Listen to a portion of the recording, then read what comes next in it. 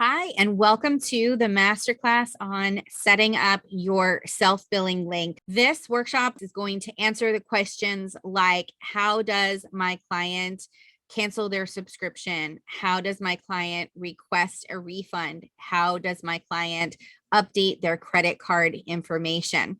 Okay, so this is going to be the way that you can have them implement all of those things.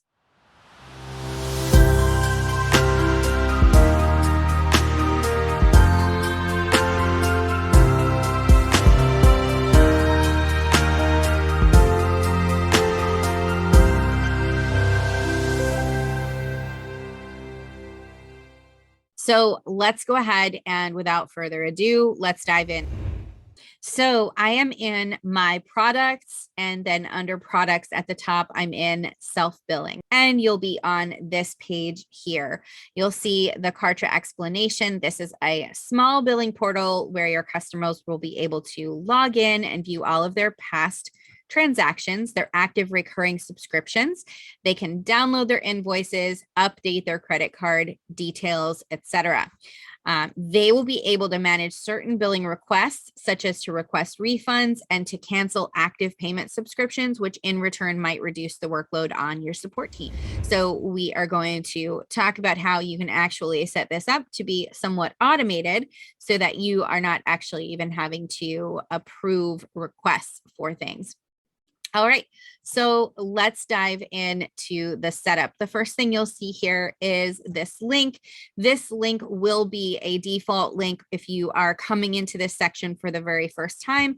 And like most other links inside of Kartra, we can edit this. So we are going to click the pencil to edit the URL.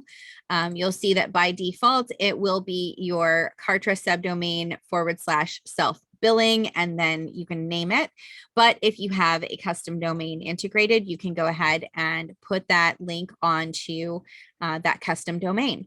And then you can name the URL here. You can't name it billing, but anything else you can go ahead. You can do self-billing or billing portal, or like I have, update your account. You can have it as whatever you'd like it to be. All right. So let's look at the self-billing options. The first one is to allow invoice download. There's really no reason to turn this one off. This one is good and will be helpful around tax time. So if you have clients that need to download their invoices for their expenses, or for whatever reason, this will help save you from having to go in and do it for your client. You can go ahead and have them be able to access this and download those right from this self-billing link. Allow credit card updates. So this one's really great. This is going to reduce the risk of rebill failures by allowing your customers to update their credit card. This is great if the card expires, if they need to change their bank, or they need to change the card that they're using. And this can keep you from having to A, get on the phone and get their details and do it for them, and B, it's a little more secure on their end to feel like they're able to do it and not have to give you that information. This next one, allow refund transaction. So this one is actually going to be something that you can automate, right? So we're going to see in this second part here, we have automated versus manual. Now, you can have this so that Kartra can allow requests for transactions that remain within your allocated refund window.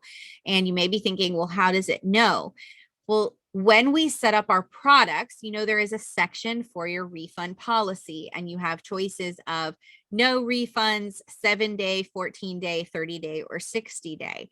And when you select one of those and you have your self-billing set up to automate, allow refunds, then Kartra is actually smart enough to know that if someone requests a refund within that time period, it will automatically grant that refund.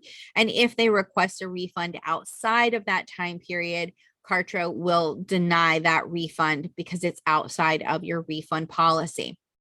So you may want to set this up if you have your refund policy is either 7, 14, 30, or 60 days. You may not want to set this up if you have something like a 365-day refund policy, or in some cases, maybe you just want to be able to manually approve every refund request, and that's okay too. But if you do want to automate it, you would go ahead and turn this on, and you would have this on automated. And then you have allow cancel subscription. So your customers will see their active recurring payment subscriptions, and they'll be able to cancel them at any time. So this would be if you have a membership and they pay monthly and you want to allow people to cancel that subscription at any time, you can go ahead and allow cancel subscription. If you have this set to automated, then when they request cancellation or request a refund, it will be automatically taken care of. If you set this to manual, then you will get a ticket. You will get a notice that they've made a request, and then you can go in and take care of things from there. Right? So this is what you'll need to set up. And then you're just going to click on save, and you're all set. Next up would be let's take a look at what this page looks like once you have it set up. So I have mine open here. You'll see that it has a logo up at the top. This logo is pulled from the logo that is in your profile. That's the default logo. That's also showing on your unsubscribe page. This is a page we cannot edit. So we just want to make sure that we have our logo set up in that area in our profile for that. It says locate your order, and then it has an area for them to put in their email address and their order ID. Okay, so those are the two things that your client needs in order to be able to log in to self-billing. If you need to help them to get their order ID, that's going to be on all of their receipts that they receive when their purchase goes through. So when anybody makes a purchase through Kartra, they do receive a receipt, an email receipt. It does have their order ID in it. Sometimes that may be a little difficult for someone to find. So you can find that for them by going to My Products, Analytics, and then Transactions. And then you can search for, you can search through your transactions. You can click on the magnifying glass to search, and you can switch this order ID to buyer name, so that you can search for them by name. That's typically what you're going to have on hand to really search for them pretty quickly. You can do that. I just have this pulled up to one of my test purchases so that I can show you what it looks like from their side of things when they log in. So let me just make sure what email address I used for this. Okay, perfect. So I'm going to go ahead and log in, and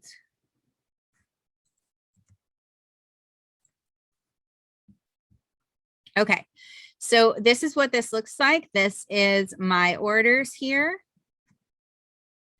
You'll see that I have done a lot of testing on this account, and I am going to show you how I've done some of my testing with a Stripe API test key, in case you do want to do that. But basically, I wanted to be able to see exactly what an actual purchase would be like in cases like how to change your credit card number or update your request to cancellation, things like that. I wanted to really see it, not just do a test order through Kartra. So, but the way that you can go ahead and find someone's transaction is through, or their order ID for them is through transactions.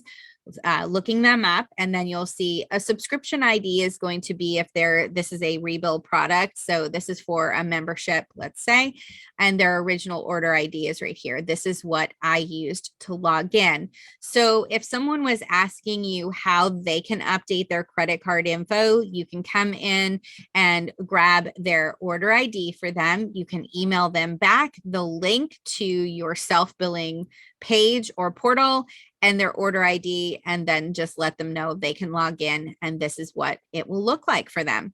All right, so let's take a look at a test product. You'll see that this has a credit card in there, and it has the details of me purchasing, and I did this as a $1 initial payment, and then a $2 rebuild the very next day. And I was testing something to make sure that the amount that you put in for your initial price and the amount that you put in for that next price, the main price, that they're separate. So you don't want to add them together into a total. But if we wanted to charge someone $3 total, this would be a $2 charge with an initial payment of $1 for one day. That's how I had that set up. Now, this next one, test, let's take a look at that. This one has credit card details there. I can show details. You can see that this is an active monthly payment. And the last time I shared this, someone in the comments was like, oh my goodness, you do not need to be charging yourself so much. And again, just for anybody who's worried, this is an ongoing subscription that I have to my test product with a test key through Stripe. So this is not actually my credit card. And I'm not actually being charged $88 every month. Now, you can use your own credit card. In this test, I actually did. It was only $3, and I really just wanted to get it, just get it tested real quick. So I did use my own card. But in this case, I obviously do not want to be charging myself $88 a month. I also don't want to be paying the Stripe fees on that. So I did use a test integration, and I will show you how that works. But anyway, I have this set up just because every time I demo something like this, I want to have this available. This is what it looks like. It tells them when their next scheduled payment is coming up.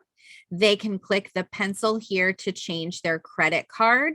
Okay, it's going to show their last 4 digits so that it reminds them of what card it is. And then they're going to go ahead and be able to put in their info here. They can update it with a brand new card, or they can just update the expiration and just put the card number back in again. They can do whatever they need to there. For these old ones, they can go ahead and download their invoice with this download invoice selection. And then they do have the ability to request a refund, right? Now, requesting refunds is turned off in my self-billing area. So they would have the ability to request a refund here for this one that is in the 30-day or whatever policy, whatever refund policy is set up in the product, but it's not there because I don't allow them to request refunds because my products don't have refunds. But this is showing that the refund period has expired for those older charges, and that is how that would look if you did allow for refunds. And then let's just take a look at this one. So this was a $150 charge. They can download the invoice. They can see what credit card they used for that. And basically, it's just going to be the same thing. This is just all test products that I've done. Okay, so that is what that is going to look like. That is how you can get their order ID for them. You can also get to this transaction page via communications and leads, and you can search for their name inside of leads and go to transactions. So 1 second, and I'm going to stop the share and show you what that looks like.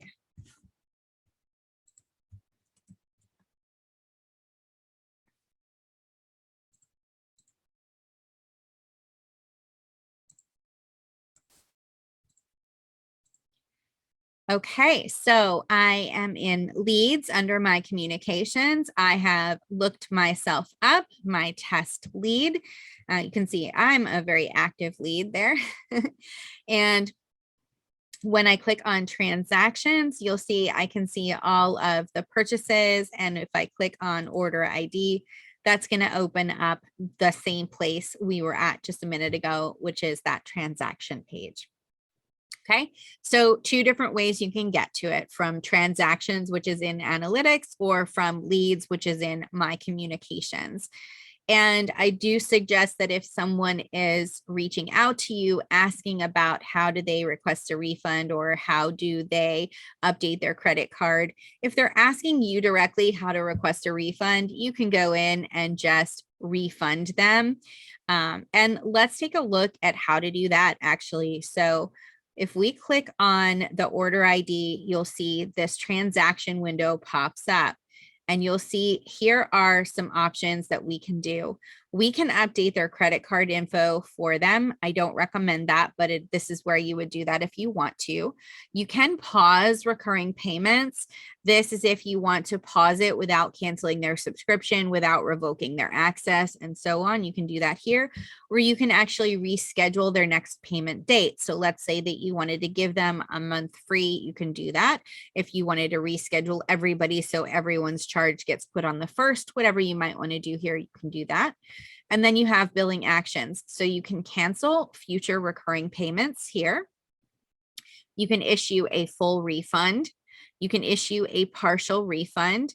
Now, keep in mind here, let's see, while you may apply as many partial refunds to a transaction as you wish, keep in mind that all transactions in Kartra must be at least $1. That means that if you apply a partial refund and the transaction's remaining balance falls under $1, the system will instead apply a full refund for that value.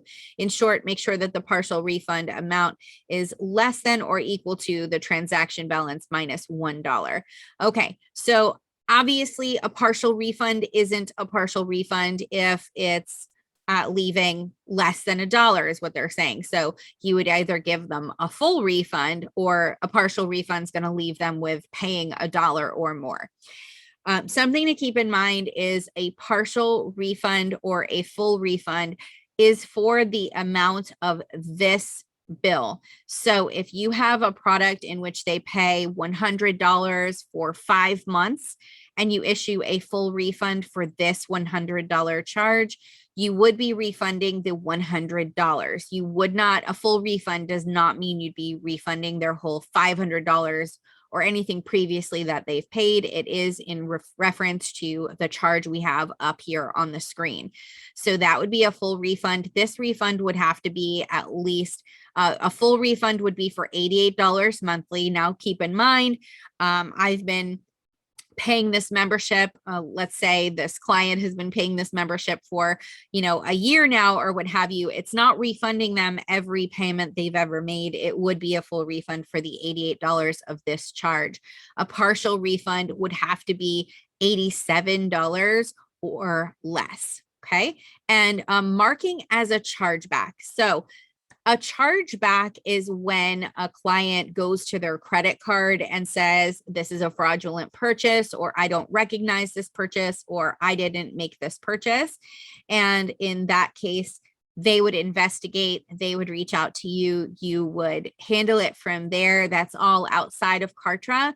Basically, inside of Kartra, the only thing we would need to do here is we would mark it as a chargeback if inside of PayPal or Stripe or wherever it did get marked as a chargeback and they pulled the money out. Okay, so that's what all of these are. That's where you can do all of these things on your end if someone asks. If, however, you are trying to, get your clients to use your self-billing area and all they're asking you for is their order ID so they can take it from there, you're going to pull it out of the order details that we already looked at how you can find that. Okay. All right, perfect. So let's talk about how I made this purchase and I'm not actually paying $88 every month. This is something that you can do if you want to test let's say that you have a funnel that has a original purchase, a bump offer, and a one-click upsell. And you'd like to test how the whole process works, and you actually want to test it as if you were making the purchase. Some people will change the pricing down to $1 and they'll use their own credit card and they'll do that. You can do that if you'd like. Some people will use their own credit card and then issue themselves a refund. Some people will use their own credit card and obviously their money gets deposited back into their bank account after they made the purchase and they're just out the Stripe payment fees, which is fine too. But if you do want to set up a test integration, if you're curious on how to do that and you want to do that, I will show you basically what you're going to do with that. So you are going to go into your integrations. Okay, so in my integrations, you'll see I have 2 Stripe integrations. I have one called SK Live and one called SK Test. So that is showing my live key and my test key. And when I wanted to make a test purchase, I actually switched the payment gateway from the live key to the test key. And then I was able to make a purchase. So where do you get your test key inside of Stripe? It's going to be in the same place in your dashboard when you go to your API keys. And you will see it's going to look like this. It's going to be PK test and SK test. And you're going to just set up the integration in the exact same way that you did your live integration. You're just going to use your test keys. That's going to set up the same way. And then when you're checking out, to test your integration, you're going to use this card right here. So for no authentication, the default US card, it's right here. It's 4242 4242 4242 4242. So that you're going to put in your credit card, and then you can actually just add in your any date in the future as the expiration date, and you can do anything as the 3-digit code. You can put in any numbers, and that's going to work with your test key. So that's how you do that if you'd like to go through and really test your purchases. The reason why I say you can do that if you are using a bump offer or testing something like a one-click upsell, because when you're in test mode, a bump offer doesn't show. So if you really want to be able to test that, then you can use the test key. Okay, and the next thing that you can do with your self-billing link, you can obviously use this inside of your email when someone purchases. You can use it inside of their your membership. So you have a link if you need to update your credit card or cancel your subscription, click here and you link to that page. Another place where you can pop this in that's helpful is if you go to your email notifications, which are under your profile in the top right, and you're in your to your leads area. And let's look at your 3 options for reminders. You've got your 1-day pre-bill notification, your 3-day pre-bill notification, or your 7-day, which mine is somewhere. Here it is, your 7-day notification. And you can go ahead and add that link into this notification email. So you'll see that I have it here, update your account, and there is the link. So I'm reminding them that the membership is going to charge again in 7 days. And if they need to update their credit card, or if they want to go ahead and cancel before that 7 days is up, then they can go ahead and use that link. Another thing that you can do is the rebill confirmation to buyer. Nope, that's the one that happens afterwards. That's like their receipt of the rebill. We are looking for the rebill failure alert to buyer. So this email is going to be the one that says, you know, something happened and your billing didn't go through. What can you do here? And Here I have it linked. I have please click here to update it. So if you paid via credit card, you need to make sure that your card didn't expire. If you need to change your card, please click here. That link is going to the self-billing. And then if they paid via PayPal, they do need to log into PayPal to make sure they have funds, to make sure that their funding account is set up correctly, whatever they need to do. So if you do have PayPal set up as a possibility for your subscription products, then if they need to update it, they're going to need to log into PayPal. Now, the reason why, just in case you are curious or wondering and you like this tech stuff, why is it different between credit cards and PayPal? When you have a product that's either recurring or it's installments and they are paying with PayPal, the recurring payment is actually set up inside of PayPal. It's created in PayPal and that's where they manage it. The good news is that they can edit from their side, right, by logging into PayPal. The bad news is that if you have a product set up that's like 5 monthly payments of $100, let's say, and they finish the course in 2 months and they go into PayPal and they cancel that subscription, that is a possibility. It can happen. And then you are out the last 3 payments. Okay. So that is something to keep in mind when you're setting up your pricing structure and when you're setting up which gateways you're going to allow. The other thing that causes problems is if you are doing bump offers, or if you are doing something like a $1 for the first 30 days, and then after that, it's $99 per month. Those things do not get set up correctly inside of PayPal, because basically then that product would be set up as $1 per month subscription inside of PayPal. It wouldn't know how to treat the $1 for the first month and 99 after that. And so they would be getting your membership for $1 per month all of the time. Same thing if you are using a coupon code and the coupon code gives them, let's say, 99% off, right? And they are getting the first month for $1 if they use that coupon. Same thing, it will set it up as a subscription for that price that they got, that $1, and they will not be charged the $99 thereafter. So for anything complicated billing wise, and some people would say for anything to do with recurring payments or installments, don't use PayPal. Okay. Now, why is it different when they use a credit card?